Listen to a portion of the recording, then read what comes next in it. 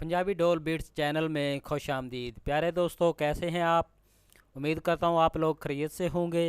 प्यारे दोस्तों, अगर आप हमारे चैनल पे नए हैं तो जल्दी जल्दी हमारे चैनल को सब्सक्राइब कर लें और साथ ही साथ इस बेल के आइकॉन पर क्लिक करके नोटिफिकेशन को ऑन कर लें ताकि हमारी नई आने वाली वीडियोस आपके पास जल्द अज जल्द पहुंच सके। प्यारे दोस्तों, हमारी वीडियो देखने का बहुत बहुत शुक्रिया। तो चलते हैं वीडियो की तरफ।